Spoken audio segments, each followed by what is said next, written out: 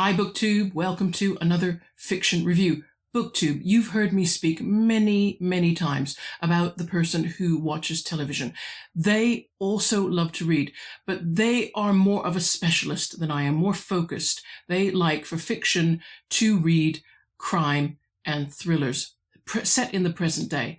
And I like these two, but as you know, I'm flitting all over the place genre-wise, so maybe once a year I'll read a crime title. And that's when I turn to the person who watches television and get them to make a recommendation. And this is the reason why we all need the kind of readers who specialize, because what they kindly do for us is trawl through everything, either by one author or that's coming out in any given genre, and they can tell you immediately what was just okay and what was a really outstanding read. They can save us, the kind of people who range all over the place reading a little bit of everything. We never need to pick a bad book in any genre. We just need to turn to them and ask for a recommendation.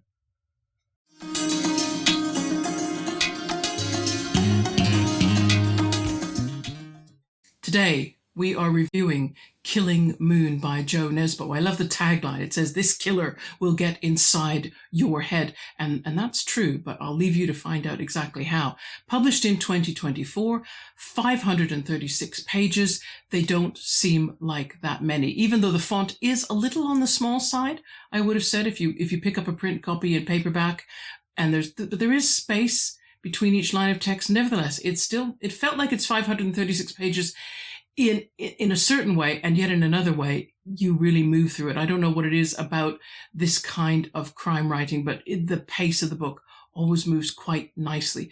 Because it's very recently published, of course, prices are going to be, you're probably not going to find any big bargains, although because this book in the UK would be the kind of thing that would sell in supermarkets, so you'd get a cheap deal there. You can find a lot of really cheap secondhand copies online. I found one for $2.89, and that included delivery. I'm pretty sure that the person who watches television bought this one new, probably picked it up at the supermarket because it was probably $2.99 or $3.99 anyway, because the books tend to get very cheap there. They stock what they know will move.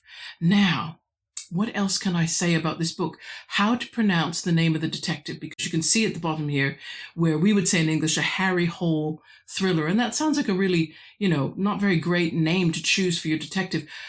Jo Nesbo, in an interview, and I'll post a link to that in my description box, says that how we should pronounce it, or how it would be pronounced in Norwegian, is Harry Hule. There we go. I'm going to be referring to him as Harry Hule throughout the rest of the review.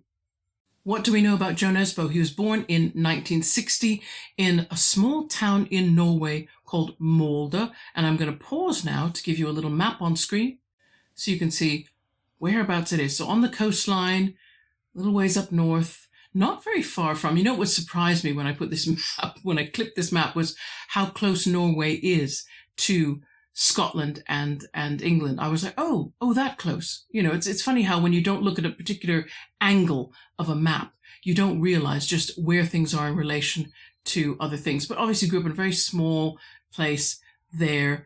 And there is a second interview that I watched with Jo Nesbo. I watched a couple of video interviews, and I'll link to both of them in the description box. Nesbo talks about reading and writing. He was one of those kids that just loved scary stories, and of course his favorite author, one of them, is Stephen King. He says he started writing when he had nothing else to do, and he still sees his writing as something that he gets to do rather than as a job, rather than as work as such. And he doesn't have a schedule or a method for his writing, which is interesting when you think that he produces a new book pretty much every year and has done for about 30 years now.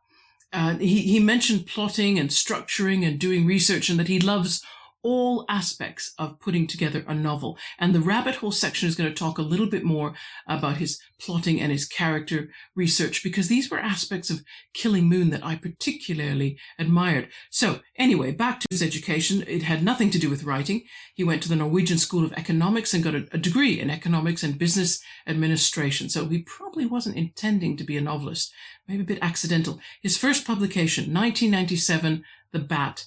And of course, he just came out with a new novel in August this year called Wolf Hour. Let's talk about the structure now, about the setting. On the 2 pages before the novel text begins, what Killing Moon gives you are 2 maps of Oslo, right? You get one that's a close-up look of an area within like a 3-kilometer radius of the central railway station. And then there's a second map which zooms out just a bit, just to show you how that part of the city connects with the area around it in about a 10-kilometer radius. Now, if you're the kind of reader that I am, and here's the kind of reader I am, I spend time studying the map before I start reading. I hope that if I studied a little before I start the text, then I'll be rewarded somehow because I'll have a better understanding of where I am as the novel moves the characters around from place to place. Now, that's unfortunate because then when you get into the prologue, our protagonist, our detective, Harry Hula, he's actually in Los Angeles. And as part of the prologue setup, you find out that Harry really has no intention of ever returning to Norway, ever again. And you think, well, wait a second, I've been given this map. So you must get back to Norway somehow, sometime, for some reason. And so the first little mystery that the book sets up is, why is Harry Hula in Los Angeles? And what is it that drives him back to Norway? Once the story takes you to Oslo, then you will need to refer to the map frequently as the action in the story takes place all over the city, moves around a lot. Now, Joe Nesbo made another interesting comment in one of his interviews. He said that every book is political in some way. However, he said, even if it isn't trying to deliver a political message quite directly, you will know something about the politics of the author probably. He used one example. He said the way an author describes a city or has a character describe a city or any location, that might be a clue to the author's personal views. If I run with that theory, then I think that Joe Nesbo as a person likes the convenience of a city. However, his characters do remark often on how the developments within a city are making that city an ugly place. And he also has more than one character express negative opinions, for example, about the Edvard Munch Museum, which is a new building that was started in 2016, and it definitely has changed the city skyline for a lot of residents. And I also noticed that Nesbo will indulge in more description. He's very careful with description, but he'll indulge in more of it when his characters are in green spaces, away from the city, in parks, in natural landscapes. So make of that what you will. Now, the existence of the museum, it didn't finish and open until October 2021. So that means that the setting of this story is pretty much contemporary with when Joe Nesbo was writing it. Narration is third-person omniscient, and Nesbo changes character viewpoint regularly. This is usually indicated either by a chapter break, or if he switches viewpoints within a chapter, there will be a section where there's one more line space than usual between paragraphs to signal, okay, we're with someone else now. And the new viewpoint character usually gets named within the first 1 or 2 sentences. So again, makes it easy to follow those transitions. By giving the reader greater access to the minds of all kinds of characters, including our killer, we often know more than Harry Hula does. And yet Nesbo is also very careful to structure what the reader learns and when they learn it. And that was important. So I had several theories as I was reading the book about who the killer might be. And those 3 theories, they managed to last right up until the last few pages. They weren't overthrown early on. I really was still tossing between 2 or 3 different people right up until the end of the book. And none of my guesses were correct, by the way. That was even more satisfying. Now, the person who watches television told me they also had several suspects. However, one of theirs turned out to be the correct one. And I guess that's just more experience with crime fiction. Maybe he noticed clues that I didn't. I did go back in preparation for this review and just look at those scenes where the killer first appears in the novel before anybody suspects, when they're just an ordinary person doing things and saying things. And yes, there were enough clues there that I should have put those back in my mind. But for some reason, I think, in fact, one reason I may not have picked up those clues is that in the first 118 pages of the novel, you get introduced to 26 different characters. And of course, They're Norwegian, so if you're not familiar with Norwegian, the names are, I found myself having to repeat the names to myself a few times to let them bed in. So I knew, okay, that person, he's the guy who drives Harry Hula around in his old Mercedes taxi. And some names I had to look up in order to be able to pronounce them in my head even. And I haven't included that in that number there are 2 women who were victims very early on, and the police are searching for them. In addition to the 26, there are also about, I'd say, 10 to 12 other minor characters who play bit parts. They're not always named. So you meet a lot of people and you are digesting a lot of information in that first 100 pages. And I think the effect of that time pressure as you're moving through and gathering all this info is that you're as busy as the police are. And I think in any case, it must be true that when you're investigating a crime, information can be set aside or not noticed or treated as less important, when in fact it is very important, because you're trying to sift through of all this stuff. What's important? What should I remember? Also, Nesbo succeeded in giving me the impression that 3 different characters existed when in fact they were the same person, but simply presented differently. And here was why he needed the different points of view. The reason you thought of them as 3 different people was because you were seeing them through 3 different characters' viewpoints. Regarding representation, I think this is another area where Joe Nesbo is doing what he says all books do and revealing a bit of his personal politics. There's great diversity within the book. There are probably slightly more male characters than female, but only slight. Ethnic diversity in Oslo is represented. One of the investigating officers is Korean, one of the forensic team is Romanian, and there's a shop assistant who is living with her mother, and both of them came from Vietnam. The story deals with closeted homosexuality, and the reader can contrast the denial and its consequences with a healthier, out gay man in a relationship. We got to do problematic content with a contemporary crime or thriller novel. I think anybody who picks up a novel that has a black cover and big letters, I think you have to be prepared for darkness. I think that's a visual signal to the reader. We're going to some dark places. Be prepared. If you're not ready for it, maybe this isn't your kind of book. So you've got to remember too, Joe Nesbo likes reading horror. So Killing Moon, the killer gets to show off their handiwork, yes, in a way that will be difficult if you have trouble with body horror. Many of the victims are female, and there's some explicit same-sex scenes, and it's not entirely consensual. In fact, consent is an understatement in all encounters between the opposite and same sexes in this novel. There is alcohol and drug abuse frequently. There isn't much profanity, but I did learn one Norwegian swear word, and there's a discussion about assisted dying, which is not presently legal in Norway.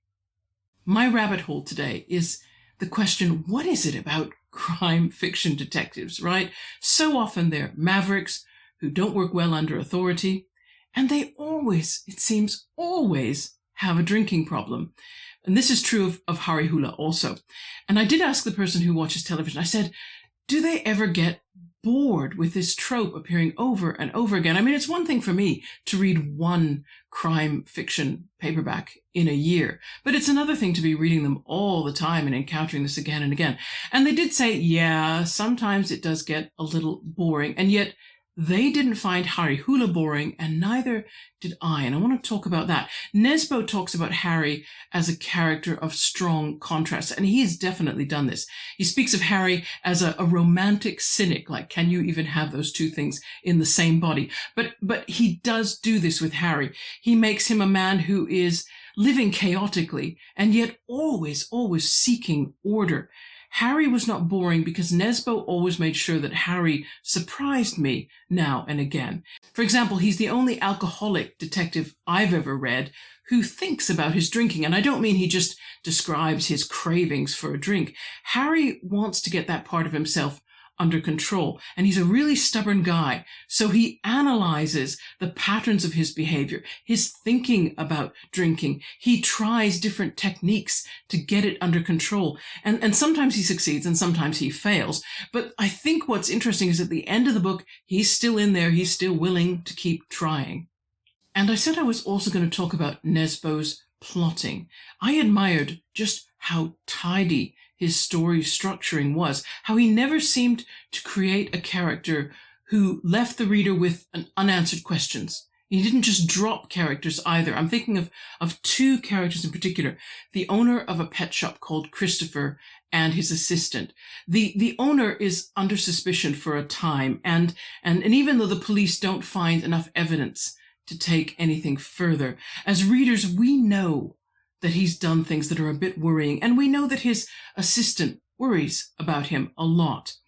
Now, I appreciated that Nesbo let those characters have their own subplot, which continued to provide suspicion, but turned out in the end to really be all about misunderstanding. And I like that. Nesbo didn't need to do that. He had other characters who were part of the police's inquiries, but they just answered a few questions, and then there was really nothing else to know about them. And so they were left alone, and I didn't mind that. But see, Nesbo could have done that with this pet shop owner and the assistant. He could have left them without a subplot. And I would have wondered, yeah, what happened to them? But they're minor characters, so you sometimes accept that they simply don't get to have stories of their own. Maybe it says something about Nesbo's politics, that he doesn't leave out the little people, even though he could.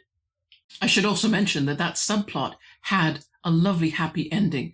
And it was such a nice contrast because, of course, the endings of all other stories in the book got a bit dark or had a dark element to them. So I felt that was a really good contrast to include in the novel. Now, I'm also grateful to Nesbo because Harry Hula visits the Edvard Munch Museum, that building that everyone complains about. He goes in there because he's been told to go see a painting that hasn't been on exhibit before, but is now, and it's called The Yellow Log. I don't think the painting had any relation to the story in the end. It was just a good moment for Harry to think about some questions relating to the case and come up with a new insight. But, you know, what do I know about Edvard Munch? I know about one painting, The Scream. We all know that painting, don't we?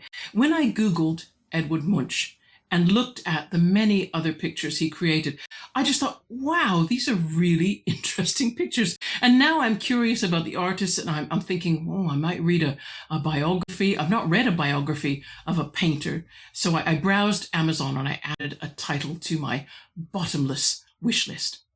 And that's my review done. So if you really like tightly plotted, well-paced, interesting crime detection fiction that doesn't leave anybody out, that made you feel like you really met the characters concerned and you didn't just meet a bunch of stereotypes, I think Joe Nesbo might be the right book for you. So I'll leave links to 2 interviews with the author that I think will help give you insight into the book and into his writing methods. Also a link to that Edvard Munch Museum, because I think it's a beautiful building. Actually, I might be, going against the majority of opinion in saying that, but I thought it was a beautiful building. And of course, it talks about the paintings that are on exhibit. And you might like to see that as well. So thanks for joining me, everybody. Look forward to seeing you again with another piece of content in a few days' time. Take care in the meantime. Bye-bye.